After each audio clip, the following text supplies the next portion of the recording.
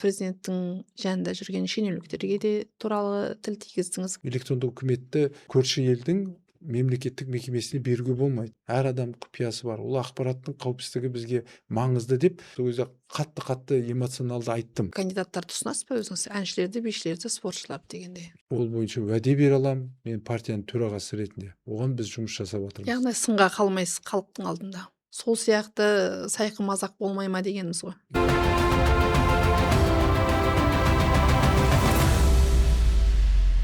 Армысыздар, құрметті көрермендер, 4-ші билік арнасына қош келдіңіздер. Бүгін біздің студиямыздың қонағы Азаматқан Әміртай, Байтақ саяси партиясының төрағасы. Қош келдіңіз. Бірінші сұрағымыз мынау аймақтық экологиялық саммит туралы. Осы жақында өтті. Осы туралы өзіңіз не айтасыз? Аймақтық экологиялық саммит бұл Қазақстанды осы аймақтағы Орта Азия еліндегі өзі көшбасшы ретінде көрсетті. Бұл президент Қасым-Жомарт Тоқаевтың инициативасымен өткізілген үлкен саммит болды. Осындай керемет саяси саммит біздің халқымыздың, ұлтымыздың, мемлекетінің беделін көтеретін әлемде жасалады. Одан кейін ары қарай іске аспай қалады. Не үшін?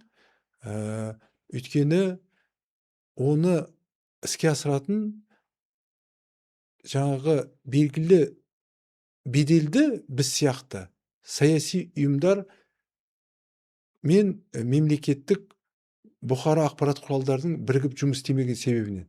Мен осы жақында біздің барлық басшыларға айттым, мынандай үлкен саммит, бұл президенттің инициативасымен істеліп тұр.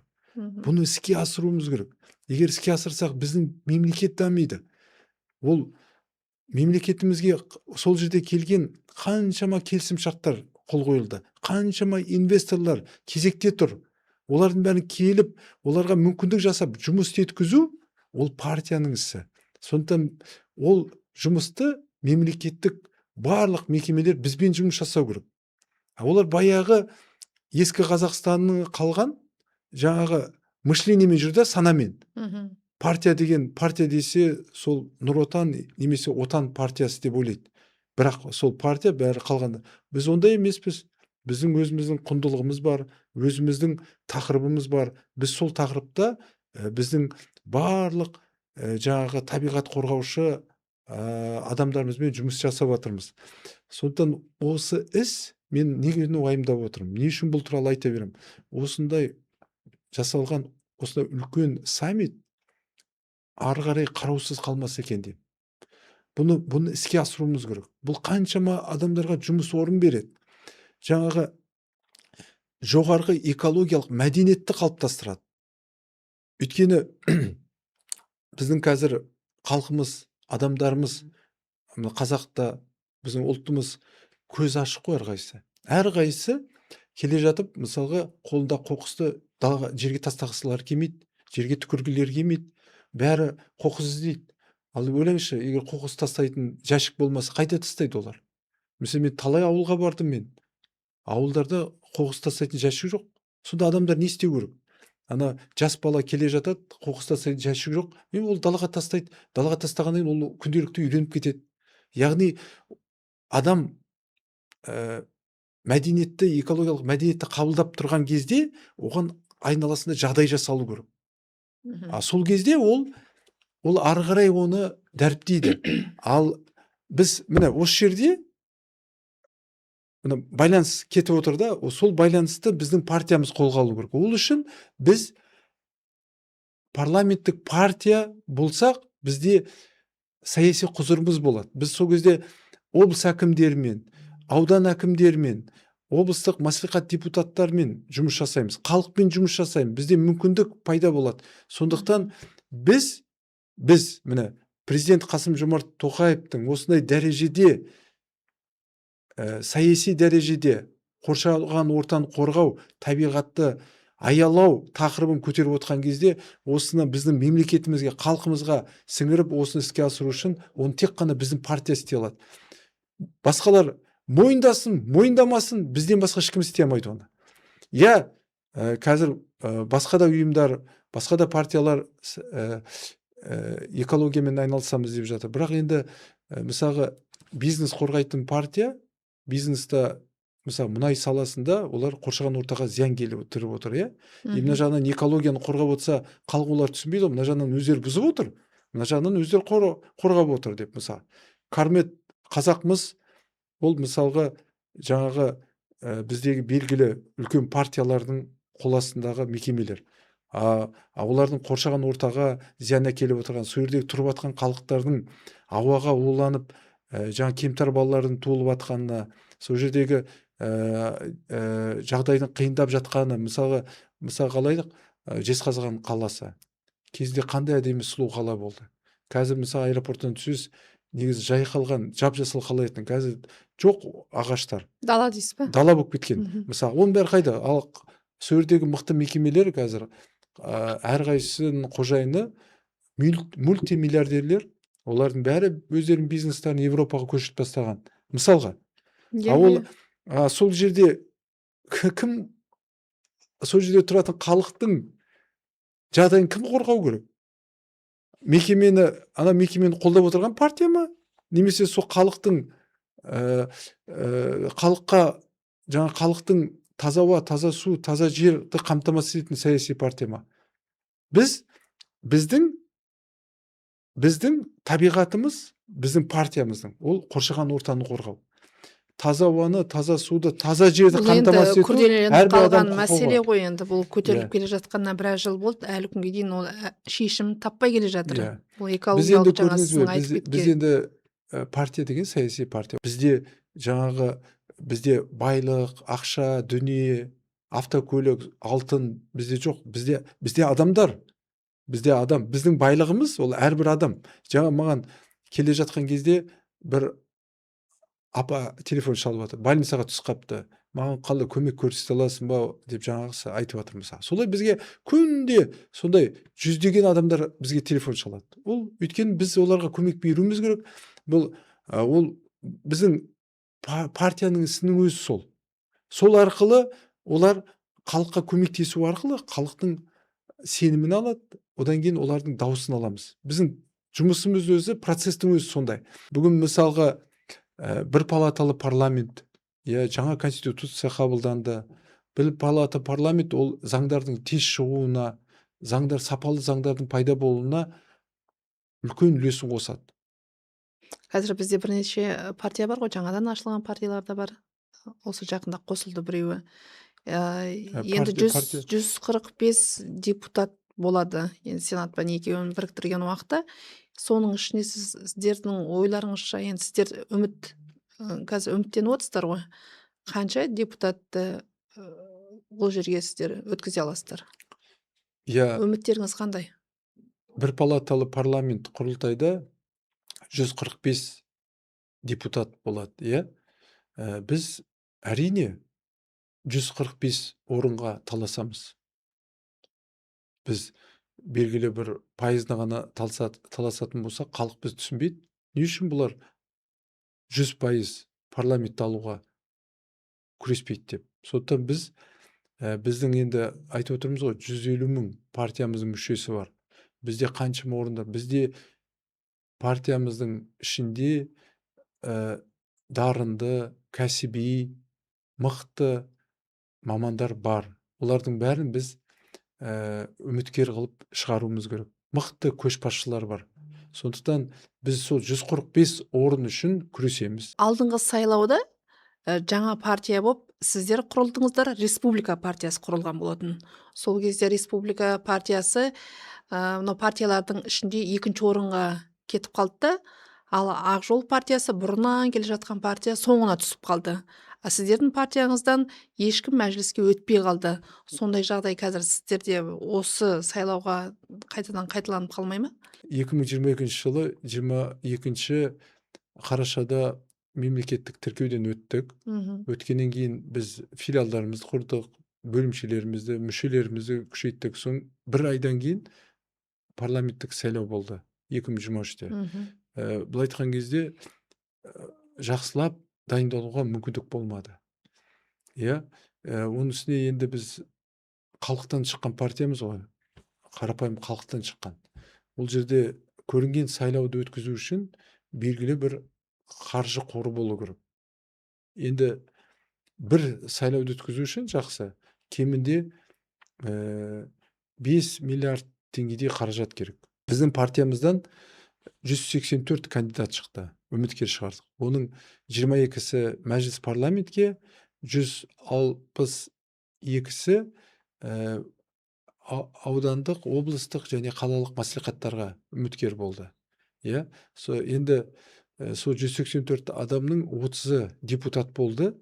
Былайша айтқан кезде енді 20% нәтиже бар. Саяси мәдениетті халыққа үйрететін тек қана саяси партиялар. Басқа ешкім үйрете алмайды. Сіз мысалы журналистсіз. Мысалы журналист емес адамдар жаңа интернетке шығып журналистік жаңағы жұмыстар жасайды. Блогер болып мысалға да. Әрине, оның бәрі түсінікті, оның өзінің құқығы жасауға болады. Бірақ эксперттік мнение дейді. Көрінген нәрсені сіз айтсаңыз, мысалы бір мекеме туралы айтатын болсаңыз, сіз бет алды жамандай алмайсыз ғой. Бет алды жамандасаңыз, ертең ол сотқа береді, одан сіз жеңіліп қаласыз. Одан кейін жаңағы ол өте қиын да, мысалға. Ал онаны дұрыс сынайтын үшін бір эксперттік дәлелдер болу керек. Оны жасап береді, оны тек қана ол мамандар істей алады. Мысалға, не үшін партия керек? Не үшін сондай біздің блогерлер, сондай біздің журналистер шығып жатқан? Олардың артында партия тұрса, партияда мамандар бар, эксперттік мнение береді. Егер белгілі бір жағдай болған кезде құқықтық көмектер көрсетеді. Партия деген ол үлкен күш. Ұлыс медиа ақпараттық агенттігіне өзіңіздің сұхбатыңызды бергенсіз. Сол уақытта 5 жыл бұрын сұхбатыңызды бергенсіз. Сол уақыттағы көптеген мәселелерді айттыңыз. Сіз президенттің жанында жүрген шенеуніктерге де туралы тіл тигіздіңіз кішкене. Сол қазіргі уақытта сізге еш әсерін тигізіп жатыр ма? Қалай ойлайсыз? Енді алдыңғы сайлауға әсерін тигізді ма? Негізі сынау керек па негізі? Қалай ойлайсыз енді? Ол 2021 жылы ол жерде ұлыс медиада мынандай тақырыппен шақырған болатын. Біздің электрондық үкімет егов жүйемізді Ресейдің Сбербанк Сбер тобына бермекші болды. Негізгі менің мамандығым, мен IT маманымын. Және де осы электрондық үкіметті жасаған 2000 жылдан бастап 2013 жылға дейін мен қатыстым. Электрондық қызмет, электрондық статистика, электрондық үкімет, электрондық құжат айналым жобаларын президент әкімшілігінде, үкіметтерде, министрліктің барлық министрліктерге біз электрондық құжат айналымды енгіздік. Оның ішіне әртүрлі аналитикалық жүйелер жасады. Сондықтан мен оны өте жақсы білем. Сонымен қатар, мен негізі математикпін. Сол математик болғаннан кейін мен ақпараттық қауіпсіздікке жұмыс жасадым. Әсіресе асимметричный шифрование дейді. Мынау электрондық қол қою бар ғой, электронный подпись. Ол асимметриялық шифрмен жасалады. Соның басында біз 2000 жылдардың басында соны біз мемлекеттік мекемелерге енгіздік. Соның басында біз жасадық. Бірінші жаңағы электрондық қол қою жүйесін біз жасадық.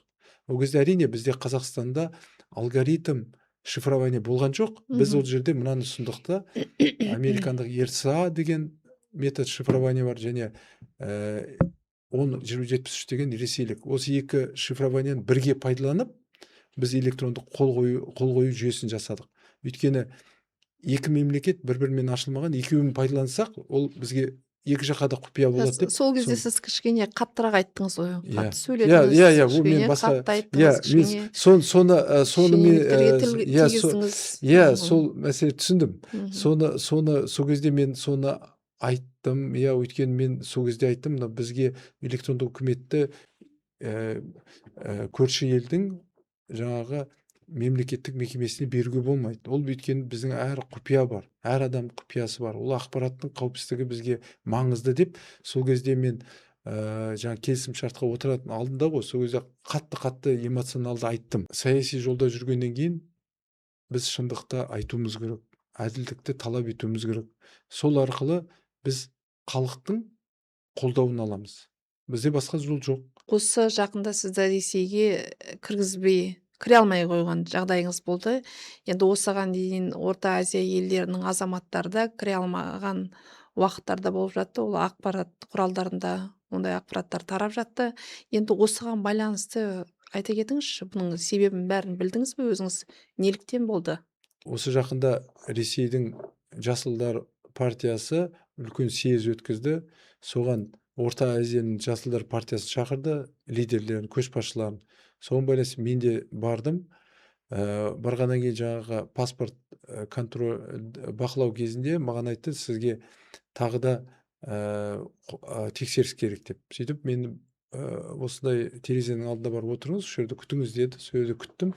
Түнгі сағат 3 болды, таңғы 9-ға дейін, түнгі 3-тен 9-ға дейін күтіп отырдым. Сол келді де айтты, біз сені өз еліңізге жібереміз, сізге Ресейге кіруге тыйым салынған деді. Қазақстанға ұшып кеттім. Кейін білсем, сол жаңағы 2021 жылы осы біздің электрондық үкіметті, біздің Қазақстанның, біздің ұлттық қауіпсіздігімізді, қорымызды Ресейдің компаниясы бермеу үшін айтқан сондай қатты сөздерім үшін маған тыйым салған екен. Жаңағы айтқан, яғни дәл келіп отыр ғой сізге жаңағы айтқаның. Сол әсерін тигізді ма деген. Сол әсерін тигізген. Өйткені енді көрдіңіз бе, енді біз қалай да болсын өзіміздің ұлттық құндылықтарымызды, ұлттық қорымызды, өзіміз мемлекеттік мүддемізді қорғауымыз керек. Соның жағдайы, нәтижесі осындай болып отыр. Ресейге маған 2041 жылға дейін тыйым салынған баруға. Енді осының әсері қазіргі сіздің партияңызға, осы Жасылдар партиясына ары қарай мәжіліске депутаттарыңызды өткізбей қоюына да бұл әсерін тигізуі мүмкін бе? Енді біз біріншіден саяси партия деген ол ұлттық партия, ол мемлекеттің мүддесін қорғайды. Біз басқа мемлекеттің мүддесін қорғай алмаймыз. Біз тек қана өз мемлекетіміздің. Сондықтан керісінше біздің парламентте, біздің құрылтайда елді ойлаған, мемлекетті ойлаған, елді ойлаған патриоттар болу керек. Ондай жағдай орын алмайды бізді, өйткені халық қолдайды бізді. Халық бізге дауыс береді. Сондықтан біз одан кейін біздің тақырыбымыз бүгін мемлекетке керек тақырып. Сіз туралы ұлтшыл деген жаңағы ақпараттар тарады. Ресейшіл блогерлердің жазып жатқан ақпараттарын көрдім. Енді біз ең бастысы біз мемлекетшілміз. Президент Қасым-Жомарт Тоқаев мемлекетшілдік идеологиясын айтты ғой. Сол біздің партиямыз бүгін сол идеологияны ұстанады. Сол идеологияны бүгінгі мынау геосаясатта болып жатқан жағдайға байланысты Қазақстан елі аман есен қалып өсу үшін біз мемлекетшілдік идеологияны дамытуымыз керек. Енді мынау демократияда, нарықтық экономикада ол жерде екі жақ болады ғой. Керісінше мемлекетімізге патриот адамдар керек. Мемлекетшілдік идеясы бар. Ал сыртқы көрші елдердің бізге егер тыйым салса, ол біздің елімізге адал екенін көрсетеді. Сондықтан біздің мемлекетімізге өзіміздің патриот адамдар керек. Ондай мен ойлаймын, біздің партиямыз жеңіп шығады. Біз өз орнымызды парламент құрылтайында аламыз деп. Еліміздің патриоттарын негізі мемлекет қолдай ма? Сіздің ойыңызша? Әрине қолдайды. Ол мемлекет даму үшін, ол мемлекеттің стержені, ол ұлттық патриоттар. Солар құрады. Мемлекетке қызмет ол білімнен емес, мінезден. Яғни ол бастапқыда солай болады. Бірақ ары қарай мемлекетке пайда жасау үшін, яғни бірінші эмоция жүреді. Одан кейін сол эмоция арқылы белгілі бір дәрежеге жеткеннен кейін ол ары қарай мемлекетіне қызмет ету үшін міндетті түрде білім керек, ілім керек, тәжірибе керек. Мемлекетті дамыту ол эмоциямен жасалатын зат емес. Ол тек қана технологияны білумен, экономиканы түсінумен, жаңағы қазіргі креативті индустрияны түсіне білумен, сол арқылы ғана біз мемлекетіміз көтере аламыз. Ресей енді сізге есігін жапты. 41 жылға дейін. Енді бара алмайсыз. Жақында сайлау болады. Сіздердің енді мемлекет сіздердің партияларыңызды, сізді қолдай ма? Мысалы, Ресейдің алдында қолдауы мүмкін ба? Ол жақтан да қазір өзіңіз айтып кеткендей, ол жердің ақпараттық құралдары сізге шабуыл жасап отыр енді. Әртүрлі нәрсе жазып. Енді осы орайда осыдан қалай шыға аласыздар? Енді қазір енді Ресейге баруға тыйым салған тек қана мен емеспін ғой. Мысалға, Аманат партиясының фракциясын басқарып отырған Айдос Сарымға да тыйым салынған. Белгілі жаңағы белсенді Арман Шораевқа салынған. Енді қазір бірнеше азаматқа салынған. көп бізде парламентте тұрған көп депутаттарға тыйым салынған. Олар депутат болып отыр ғой. Сондықтан бұл жерде мемлекет ол сондай, ол құрылым, ол өзінің халқына қызмет етеді. Қандай жағдай болсын, өзінің халқына, өзінің мемлекетінің мүддесі үшін жұмыс жасайды. Ол мемлекеттің басшылығында отырғандарға да, халық болып жүрген, өз мемлекетін ойлайды. Ол басқа жол жоқ. Біз мемлекет ол халық пен биліктен тұрады. Ал билік пен халық ол бір-бірімен байланысты. Яғни халықтан шыққан адам билікке барады. Біздің президенттің ұстанымы барлық істе қарайық, мемлекетшілдік ұстаным, ол біріншіден мемлекеттің, халқының, мемлекеттің салалардың дамуына мысалы қызмет етіп жатыр. Әрине бізде сондай ұстанамыз, біздің партиямыздың ұстанымы сондай. Сондықтан біз міндетті түрде өзіміздің орнымызды аламыз. Қазіргі уақытта партияның мүшесі болып сіздерге әртістер, спортшылар, жаңағы сондай азаматтар тіркеліп жатыр ма? Өздерінің кандидатурасын ұсынып жатқандар бар ма дегенім ғой. Иә, енді бізде бар. Бізде көбінесе біз спортшылармен жұмыс жасаймыз. Біздің негізгі партиямыздың адам денсаулығы дедік қой, салауатты өмір сүру салты, ол біздің партиямыздың идеологиясы. Біз өзімізде марафондар өткіземіз, спортпен айналысамыз. Сондықтан біз спортшыларға жақынбыз. Әншілермен, әрине, бүгінгі күні әншілер өте танымал ғой. Оларды партияның үгіт насихат жұмыстарында біз оларды пайдаланамыз. Бірақ олардың өздерінің әрқайсысының өзінің прайсы бар, бағасы бар. Бағасымен келісуіміз керек. Олармен жұмыс жасалып жатыр. Енді белгілі танымал, біздің партиямыздың идеологиясына сай әншілерді, белгілі танымал мынау мәдениет қайраткерлерін біз өзімізге тартып жатырмыз.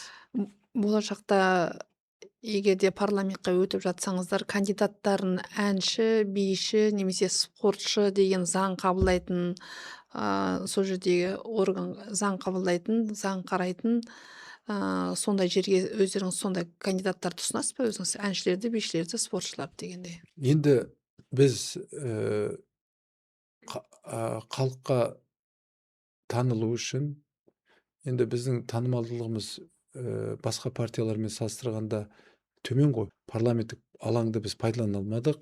Сол үшін біздің танымалдылығымыз төмен. Танымалдылығымызды күшейту үшін бізге міндетті түрде танымал әнші болсын, спортшы болсын, қай саланың адамы болсын, біз олармен жұмыс жасаймыз. Заң қабылдайтын орынға.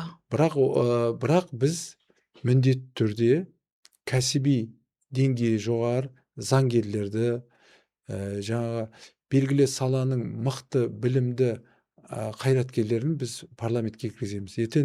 Өйткені президент айтты ғой, бұл құрылтай кәсіби депутаттар болу керек деді. Сондықтан біз ол жерде біздің ол президенттің айтқан сөзі біздің партия үшін үлкен жауапкершілік. Сондықтан біз міндетті түрде біз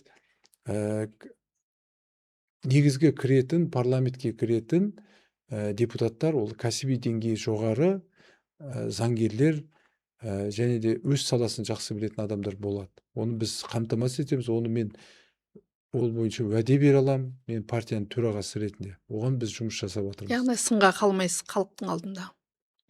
Енді көрдіңіз бе, сын деген қалай болсақ та бәрі сын айтылады. мына жағынан да сын айтылады. Біз Осы саясатта әртістерге, жаңағы спортшыларға, айтыскерлерге қатысты алдыңғы сайлауда өткен депутаттарға әлі күнге дейін сын айтылып келе жатыр ғой. иә Ол кісілерді әртүрлі қылып айтып жатыр. Сол сияқты сайқы мазақ болмай ма дегеніміз ғой. иә енді ондай болмаймыз, бірақ бәрібір де сын айтылады. Енді саяси жұмыста жүргеннен кейін, ел алдында жүргеннен кейін сын деген әр уақытта айтылады. Сыннан біз қорықпауымыз керек, сынға біз жауап бере алуымыз керек, сынды біз қабылдай алып, сол сынға байланысты біз өзгере алуымыз керек. Заман сондай, заман тез өзгеріп жатыр. Әрбір жаңалықты біз қабылдабай алуымыз керек. Соған байланысты біз өзгере алуымыз керек. Аманат партиясы сияқты үлкен партиядан біз кішкентай партиямыз ғой. Ол Аманат партиясы үлкен, оның да үлкендіктің де үлкен сұрағы бар. А кішкентай ол тез арада жағдайға еніп кете алады. Жағдайға байланысты өзгере алады. Тез арада шешім шығара алады. Тез арада ойлап таба алады креативті. Міне, ол өте маңызды. Міне, сондықтан біздің де өзіміздің мықты жақтарымыз бар. Біз тез арада барлық затты қабылдай аламыз. Жақсы, осымен өзіміздің сұхбатымызды аяқтасақ, сіздің осы жерге келіп сұхбат бергеніңізге рахмет.